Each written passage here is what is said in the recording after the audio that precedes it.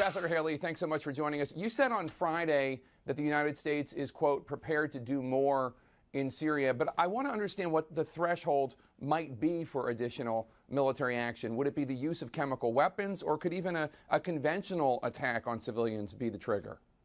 Well, Jake, what I can tell you is what happened this week was really one of the president's finest hours. To sit and watch all of the conversations and how he listened to each and every member of his Security Council and asked all the right questions. He wanted to know exactly what the facts and the evidence was.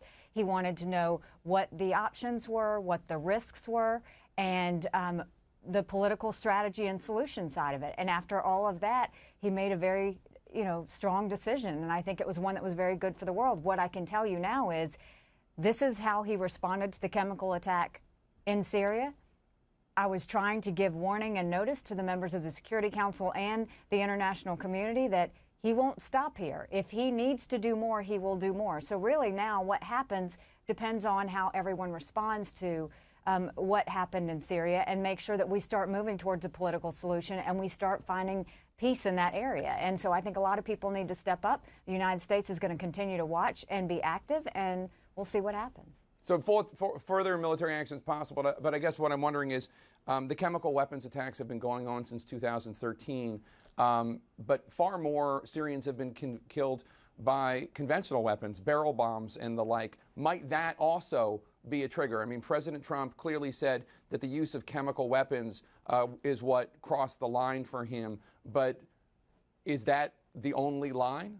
Well, I can tell you that his focus was on the fact that innocent victims were hurt by a terrible regime that was attempted to be covered up by Russia, or, make excuses for Assad by Russia.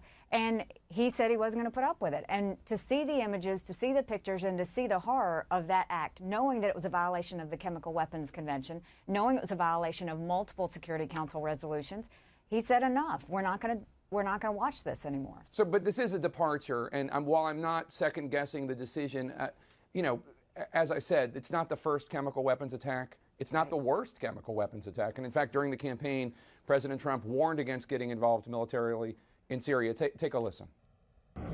Not that big an area. The airspace is very limited. So now you have, what are we going to start, World War III over Syria? So he was worried about starting World War III over Syria. Why is that no longer a concern, and why was the 2013 chemical weapons attack, which, as you know, was deadlier, not a trigger for him in terms of the principle of action in Syria? Well, he wasn't president in 2013. And but he opposed it. He opposed action, though. But I don't know what his thought process was then. I can tell you what his thought process was this week, which was he is not going to condone chemical weapons use ever. And so what you saw was he wasn't just going to say it, he was going to act. And what we have seen at the United Nations is a huge sigh of relief. They're just so thankful that the United States led on this issue. And we called out Russia because we needed to. We've put Iran on notice because we need to get that influence out of there. And we've told Syria we are not going to watch this anymore. And so what the president chooses to do, I hope that what Iran sees and Syria sees and Russia sees is that this is a president that's not afraid to act, and that he does expect to move towards a political solution, and they have to show genuine willingness to do that. He's not concerned anymore, though, about this being a potential quagmire, about this potentially starting World War III? I can tell you that of the conversations I had this week, he knew what the risks were, he knew what the situation was, he looked at the history of the situation, and he decided. And I think his decision was right, and I think you can see that from the international community. They all fully support it.